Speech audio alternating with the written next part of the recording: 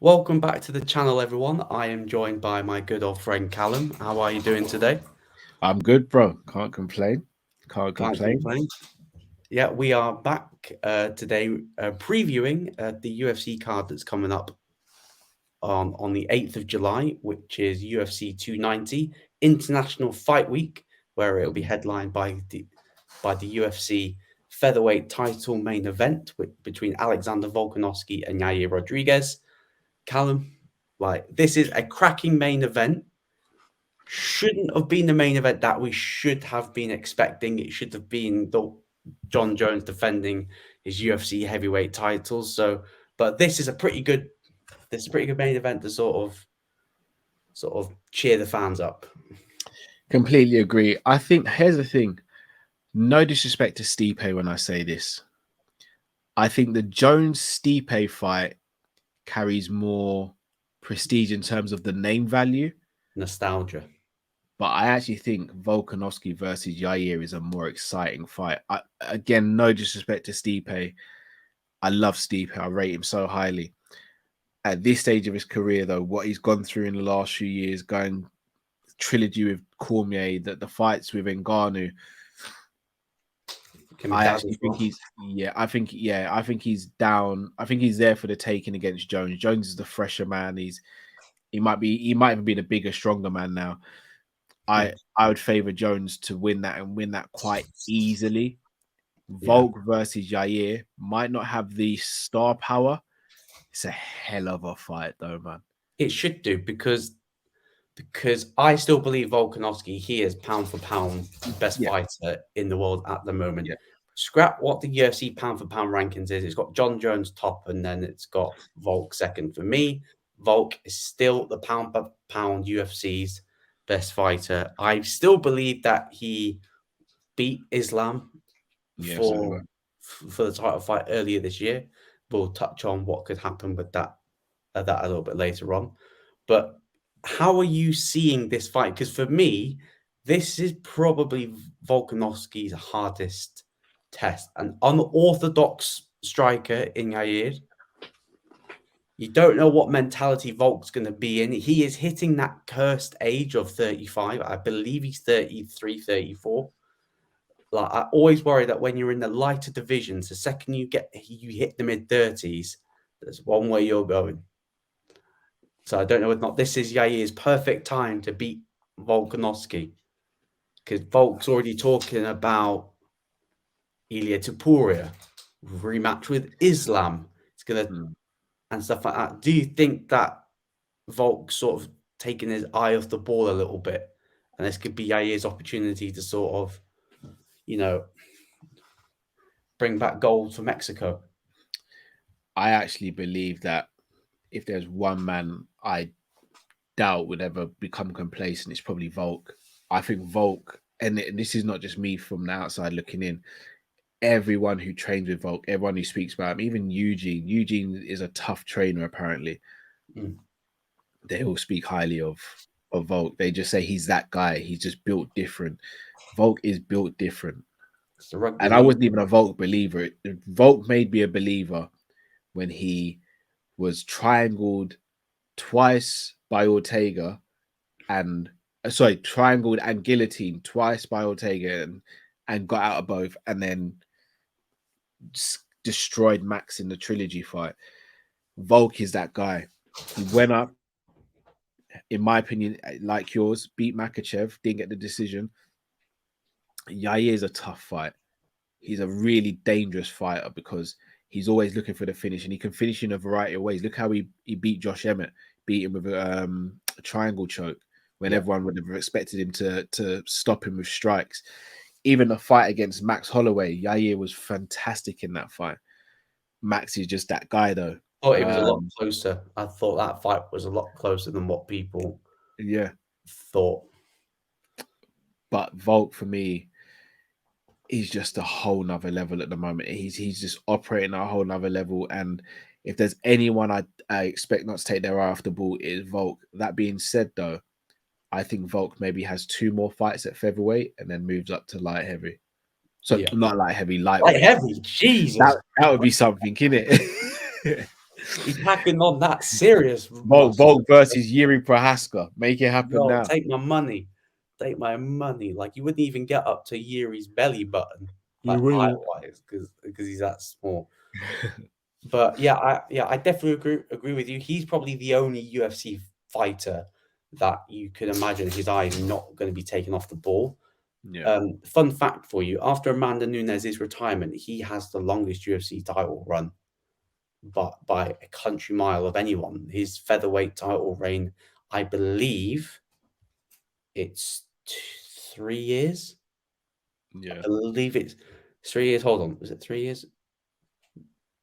Who? No, Volk? 4 years at the end Yeah, I end was of the gonna say year. Volk. Yeah. Because he beat Max in 2019, back end of 2019, before the pandemic. So Mm.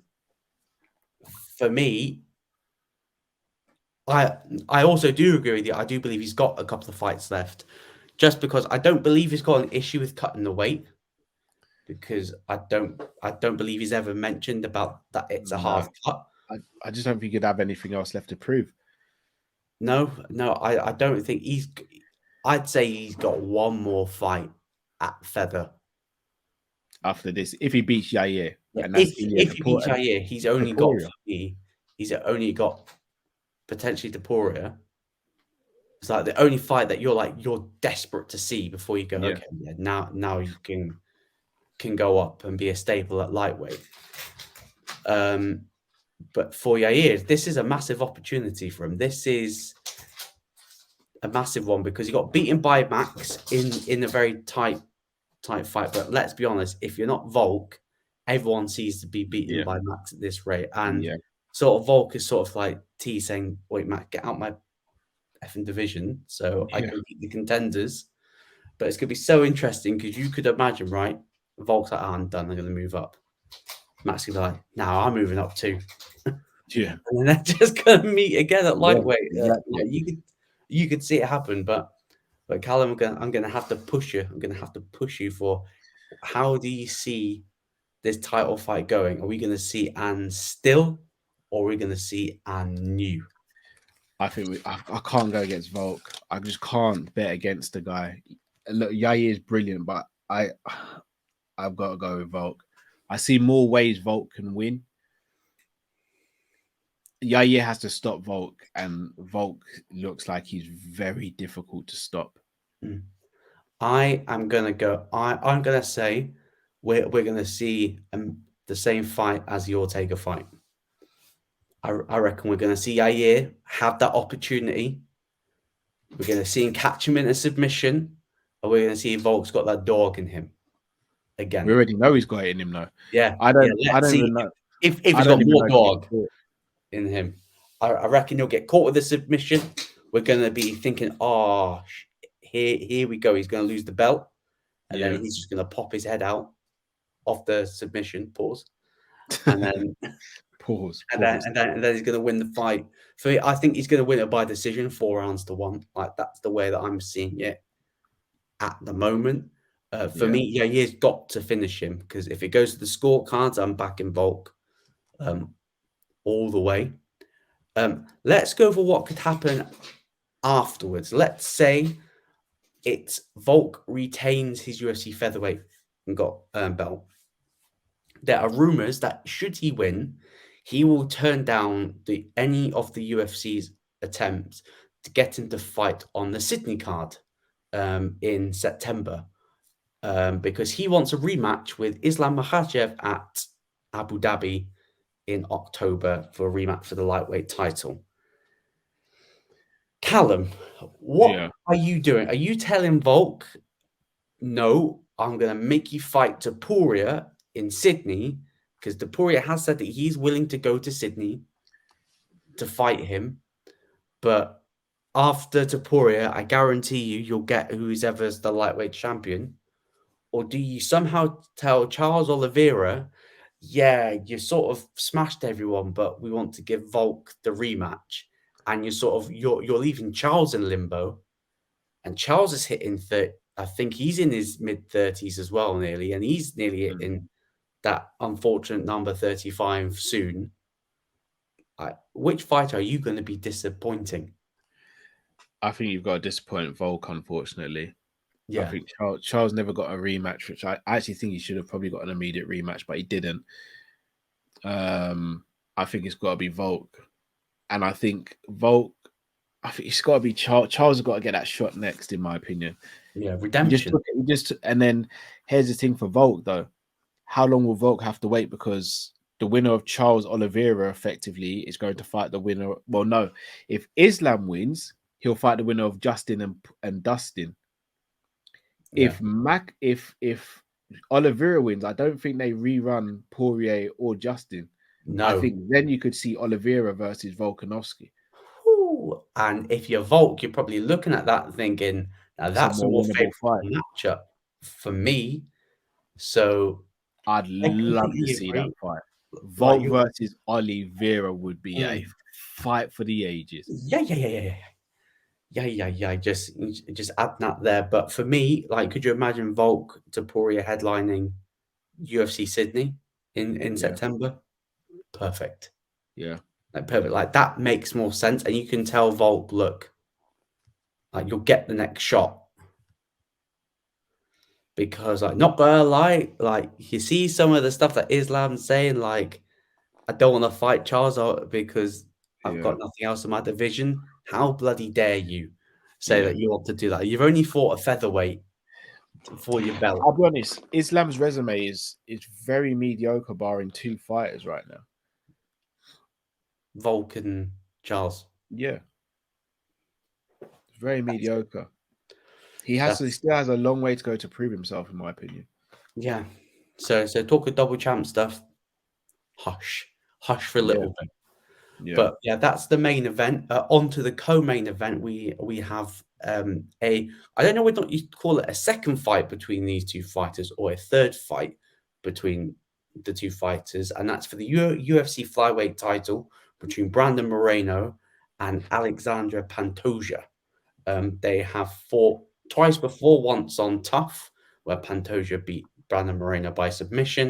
And then they mm, rematched, I think it was 4 to 5 years afterwards, where Pantoja won by unanimous decision. And I think after that, Brandon Moreno got cut by the UFC. he So he did. went Yeah, on the regional circuit before then coming back. And obviously, we know what happened there. mm. Sort of fought Figueiredo on that short, short did he fight Figueiredo the second he came back? Or did he fight someone else Who's and they that? got 44? No, Brandon fought a couple of fights before. Yeah.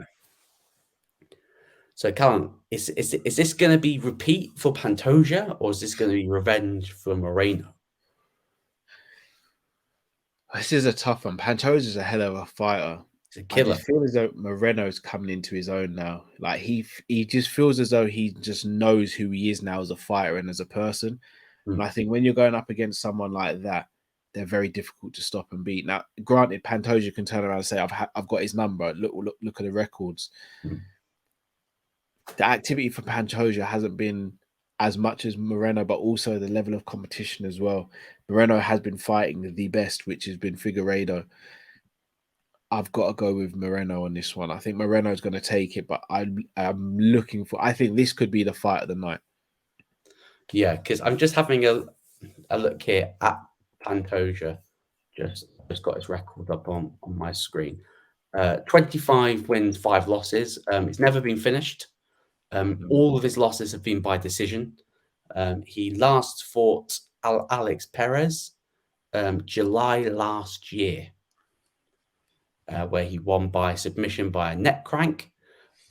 He is 4-1 in his last 5. His only loss came to Asgar Askarov by decision, beat Manu Cape by decision, then 2 back-to-back submission wins over Alex Perez and Brandon Royval. Also has a loss on his record to former UFC flyweight champion Davidson Figueiredo. So yeah, you look here, when it comes to the elite, e.g. the champ, he's lost. When yeah, you come to everyone else, he he has does what he won, does. Yeah, including Moreno. And for obviously for Moreno, he's coming off the big quad trilogy with Figueiredo. He yeah, has like cemented himself as the king in that division, and for a division that many people thought a few years ago should have been cut by the UFC for not being entertaining. That's one of the reasons why Mighty Mouse left the organization. You're now looking at it thinking, yes, we need to keep this division, provides bangers of fights. Pretty much every time I see flyweights fight on cards, you know it's going to be a good fight. I can't remember Yeah, I'll be honest. A lot of credit has to go to. I think you've got to credit Henry Cejudo first, but I think you've got to give a lot of credit to Figueiredo and Moreno for reigniting this division. I still believe Mighty Mouse had have been, if he had been promoted properly and Dana White wasn't dumping all over his division, I think they could have made Mighty Mouse into a star and they could have made that one of the marquee divisions. But Brendan, Moreno, and Figueiredo, they really took that division and really ran with it. And to look at Brandon's record, it's 21-6, never been finished in his career. Yeah. Professional career, obviously, tough doesn't count on your record. Yeah. So I think it's down as Pantoja, Moreno too. Yeah. But when you look at his record, came back to the UFC, draw with Askarov, beat Kaya France, beat Brandon Royval by KO, then drew to Figueiredo, then beat Figueiredo, then lost to Figueiredo, then beat Kaya France, and then he beat Figueiredo again by doctor stoppage. So his resume is looking elite. It's looking elite. And these are, for me, the two best guys in the division. Yeah. And they've both got good submission games. I think they've got a similar amount of submission wins. I think Moreno's just got a couple more. He's got roughly the same amount of knockout wins. So it's literally, for me, if you'd flip the coin and heads it's Moreno and tails it's Pantoja, and you've just decided that you'll just make a choice, then I can't really argue with you because the logic would say that this is probably the most 50-50 fight on the card. Yeah. For me. And I do agree with you. It is going to be the fight of the night. Yeah, I think it will be. Oh, do you know what? I'll stick with that now, but I might change my decision on fight of the night because I've just realized how many great fights are on this card. This card, they're going to be paying out a lot of bonuses that night, I believe. Yeah, but it has some deep pockets, which you know that Dana White and the UFC does. But yes, yeah, I'm going to press you. Who do you think is going to win this fight? Do you think that Moreno is going to get this one back? Yeah, I think Moreno wins it. I think he's in his flow now. I think he's been the more active fighter. He does win. Should Pantoja get a rematch straight away and make it a trilogy again? No. I don't know what happens next in that division, but Pantoja doesn't get a rematch unless it's a super close fight where you can make an argument for it. Pantoja doesn't get a rematch. I've got a suggestion here. I don't know how likely it's going to be. Are you going to say Cejudo? I was going to say Cejudo, but I believe he's fighting Marlon Chito Vera at UFC 292. If he wasn't fighting there, that's when I would have said. I just don't know if Henry's got the motivation to move that down to 25, though, bro. Yeah, I think that's the only issue. He's short, but he's a stocky guy. Yeah, definitely. Next on the card, this is Robert Whittaker versus Dricus du Plessis. Number one contender bout for me. Obviously, Robert Whittaker. He needs no explanation. Former UFC middleweight champion. He's had his two fights with Izzy. People said that he won the second one. They need to rewatch it with the better specs if they believe that he won that fight. He is sort of like the uncrowned champ at that division, really. And poor Robert Whittaker, when he saw Izzy regain that title, because he thought, oh shit. Yeah. So and then you got Dricus du Plessis coming into sort of before the Darren Till fight. People think he's good, nothing elite about him. But since that fight, he's been causing some. He's been talking a lot of shit. Yeah, he's saying that he's a real African champ. That because Izzy basically took his ball and went to New Zealand to train. Yeah. He can't call himself the African champ, and that's sort of Like, It's rubbed a lot of people up the wrong way. rubbed a lot of people the wrong way, more than I thought that he. I didn't think he'd rub people up this way. I thought Yeah, people would see it as like good marketing, but no, it really pissed Izzy off. And like, I yeah. honestly believed that we were gonna get this fight, We but should Dana have. just gone no no no no no no no no no no no no no no no no. Dricus, if you're the guy, then you got to beat Robert Whittaker. It feels like Robert Whittaker is the Max Holloway of the 85-pound division. Like it's so weird that they've done this. Like, For because me, Izzy doesn't have so for me, what it is, I think UFC want to make Izzy versus Whittaker, Australia. That's the money fight. That's the gate fight. That makes you stupid money. From a pay-per-view perspective, though, I don't I see it. actually think Duplessis and Izzy does better because there's a storyline there. There's a deep dislike for each other. Plus, it's a new opponent for Izzy. Most people going into that Robert Whittaker Izzy fight are going to be thinking Izzy's done it twice already Let me raise the stakes, and he's getting Callum. better. Go on, Izzy versus Dricus in Africa. sign me up. Sign me up. It makes more sense. Obviously, UFC have got a habit of they dropped the ball with UFC Africa. I Yeah, don't massively. actually blame them because of COVID. I do believe like COVID sort of messed everything up because you could have had the three kings, They should have had the three kings. but I think COVID was a massive factor. Obviously, Jones in Ngannou, that Yeah, whole saga really messed things up. But for me, that made more sense, and the fact that they've given Dricus to Robert Whittaker, for me, that tells me Dana doesn't believe in him. yeah. That's Dana going, Or I he, don't yeah. believe in you. You need to make me believe you.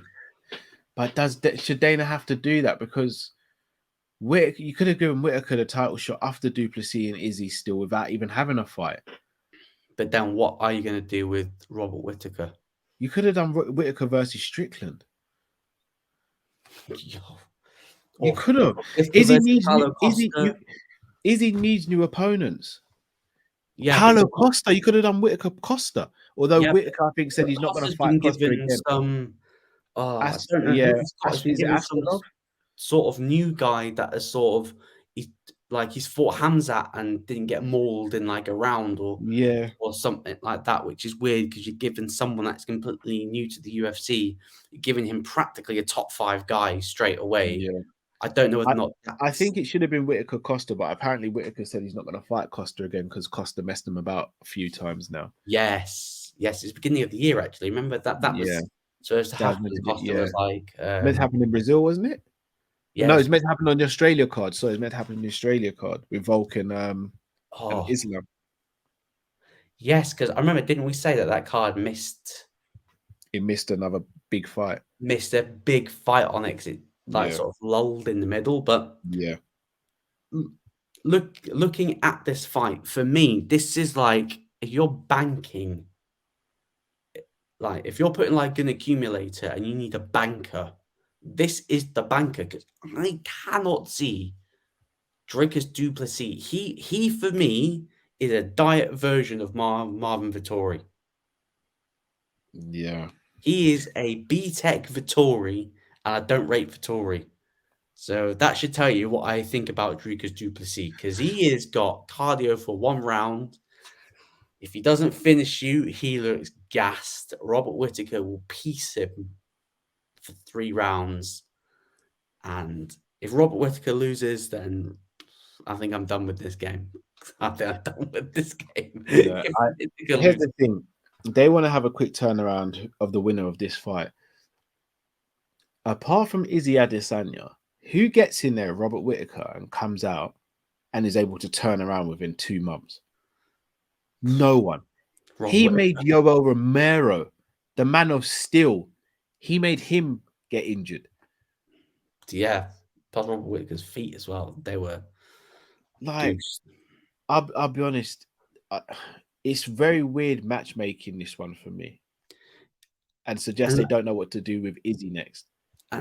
unless they had an idea in mind for Izzy, someone like again, you can't justify giving Hamzat a title shot because he's not fought anyone No, you can't. They better not do that. remote, and sort of he's gone MIA. There's no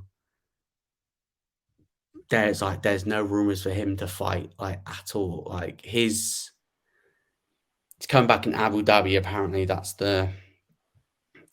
Oh, I think I know what they're gonna do. Sorry to cut you, bro. So Alex Pereira is number 1 in the division, but he's moving up to 205. So we'll just scrap him. That's Jan Blachowicz, I think. Him versus Jan. Then you've got Whitaker. Izzy's beaten twice. Cannonier, he's beaten. Vittori's beaten twice. And then you've got Duplessis, who's 5th. It should have been Duplessis versus Izzy. Like, I don't get how they dropped the ball on that. He's ranked 5th already. Yeah, I'm just having a look at the rankings quick. Like, it makes no sense, bro. That was a fight to make. For me, like, this is how I see it, because I've just realized, right? I believe that Paulo Costa is going to lose to the guy that's going to make his debut with pure wrestling. And how are you going to get Hamzat into the top 5 of middleweight without fighting any of the guys that are established UFC veterans? You're going to chuck him a guy who's literally just had 1 win and he's placed top 5.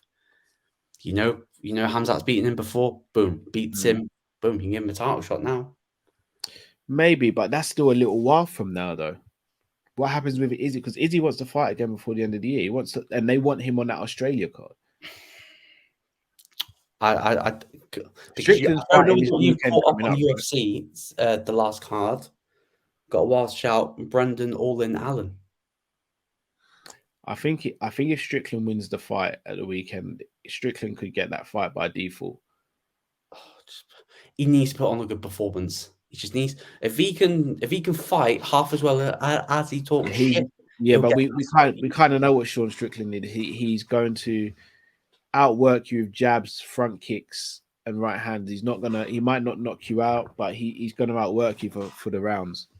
Yeah, 100%. And for me, middleweight, like they are running the risk of being the most. They haven't struck while the iron's hot with Izzy. Izzy just scored one of the most sensational knockout wins in a title fight.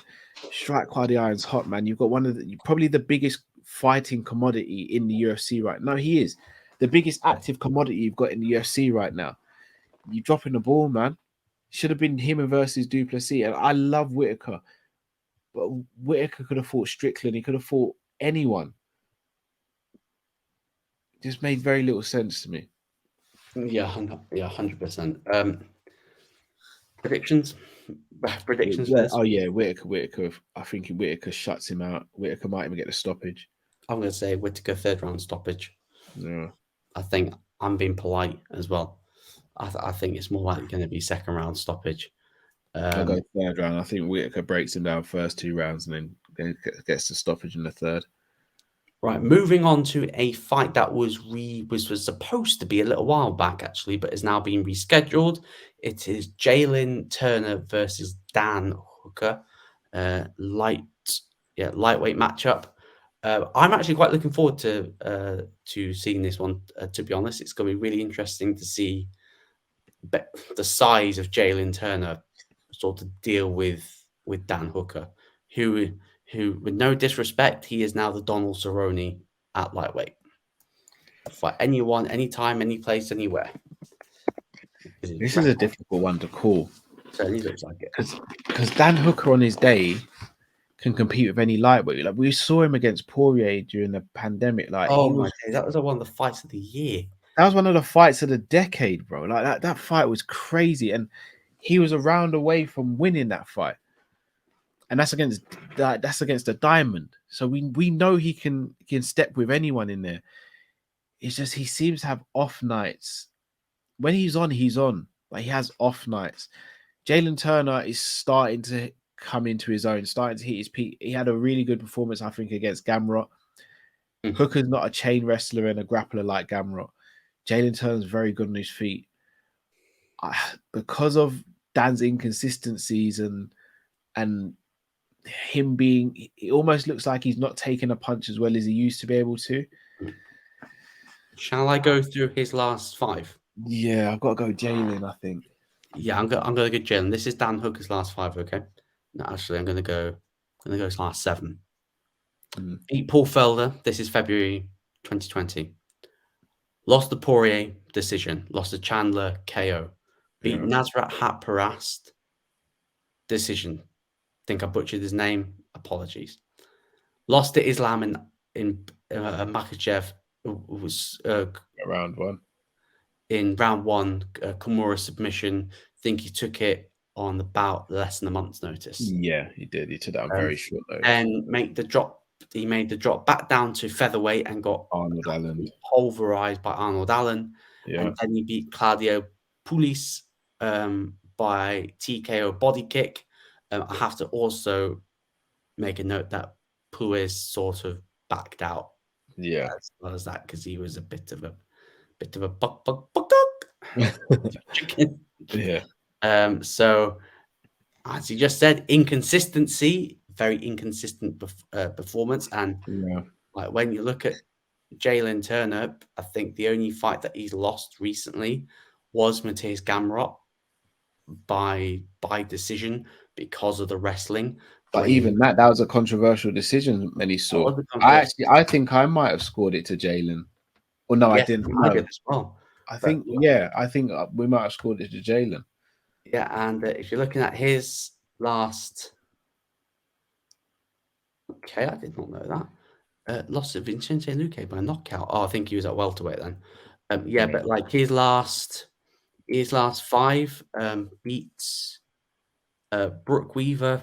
Don't know who he is, by submission. Beat another guy by submission. Beat Jamie Malarkey by KO punches on the Covington Masvidal card. Then knocked out. Submitted Brad Riddell on the Izzy Cannonier card, and then lost to Gamrot. So he's sort of coming into his own, and I definitely is. I fully expect Jalen Turner to KO Dan Hooker. Yeah, I'm gonna go. I think he's gonna catch him early. I'm actually gonna go first round stoppage. You know what? I think if I was a betting man, I think you'd be putting money on that. Yeah. And obviously, to open the card, it is Bo Nickel, undefeated middleweight fighter, arguably one of the top wrestlers in the division, versus Teresa Gore. I'm going to keep this short and sweet. Gore is 2-1 in the 1-2 in the UFC. Yeah. He is there to be fed to Bo Nickel. So first round submission, easy peasy. Yeah. Yeah. The thing is though, with Gore does carry a lot of power in his hands. Yeah. It's a risky fight, but you're right. Bo Nickel should win the fight. But if he gets caught, we may see whether Bo Nickel's got a chin or not. Yeah, exactly. That's going to be the biggest test. If he does take a shot,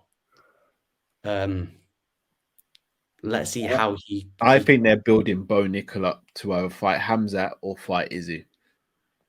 Yeah, he'll get the rocket strapped to him soon. Yeah, he's good on the mic as well, which always helps. Yeah. Have you seen the prelims? I have indeed. Have you seen the prelims? Okay, so instead of previewing the prelims, pick your fight, the fight to watch. A fight to watch on the prelims. Yeah, I won't go for the same one as you, by the way. I'm gonna probably hamper you. Then I'm going for Sean Brady versus Della Maddalena. Oh, absolutely! Oh, that was the one that that fight right there is going to be brilliant. But we're also going to learn about both fighters. Yeah, Sean Brady needs to bounce back, I think, because I think Della Maddalena is possibly, he might be the most slept on person in this division. But shall I tell you what's so exciting? So I got the hiccups about the welterweight division.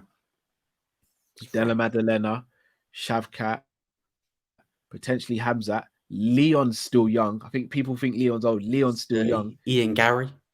You've got 5 fresh killers. Well, 4 fresh killers and 1 champion. But I think it's Belal now. Bilal's 33, I think. I forget about Bilal. I'll be honest with you.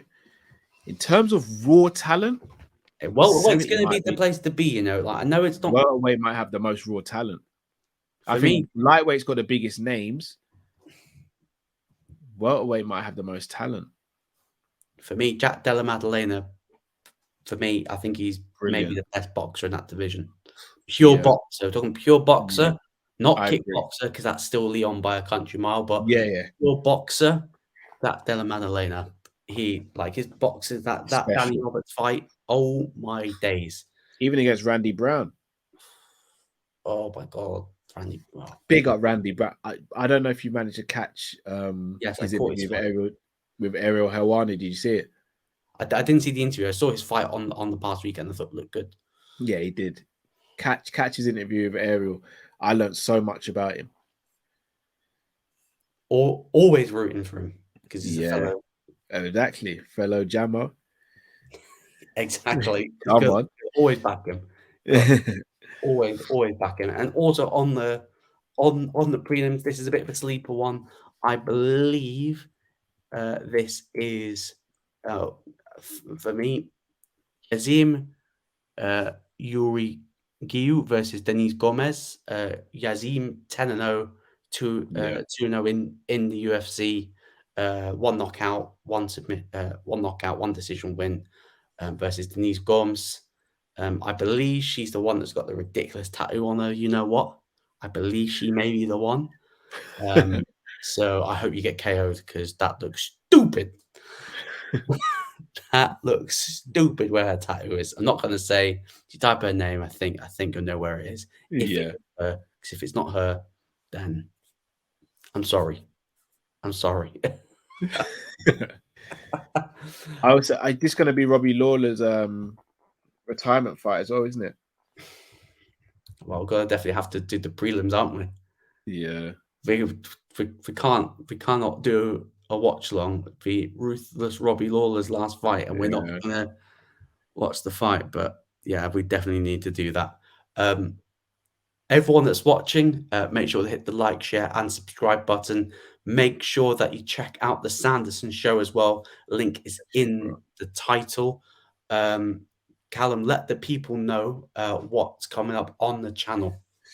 So we speak about all this all behind the scenes. Planning to start a new show on there, but nothing's off the ground yet. So I don't want to plug that because it's nothing's concrete yet. Watch along with yourself, Luke, as always. For Yeah. we're gonna try and it's more on me to make sure I get enough sleep so I can do the prelims and the main card.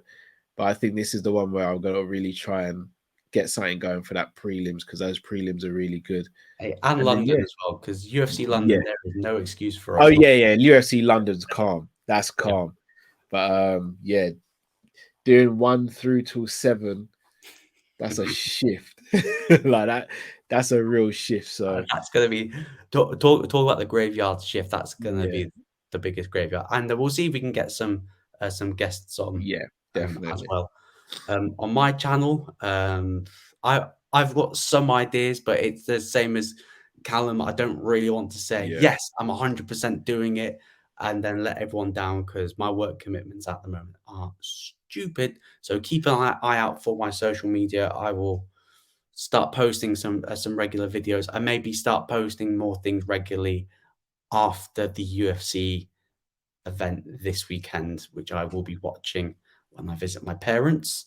And also make sure that you check out Coppish as well, Team Coppish, Matt Definitely. Drifty Cal, for all the Liverpool stuff, transfers, that summer transfers, the shows. Callum, you got anything coming up on Coppish that people should go and check out? Yeah, we've got some shows next week where we'll have a couple special guests. And then any transfer news, I say any transfer, if Liverpool decide to give us any transfer news, then I'll be covering that as well. So hopefully, bloody hopefully. Hey, let's hope. Thank you everyone again that's tuned in. Massive thanks for Callum for joining me on this preview, as Thank per you, bro. usual. And everyone that's tuned in, make sure that you are checking out the Sanderson show on I think it will be Sunday, the 9th of July for UFC 290, Volkanovski versus Yair Rodriguez. We will see you then. Big up, everyone. Make sure you subscribe to Luke's channel, people. Yeah, subscribe.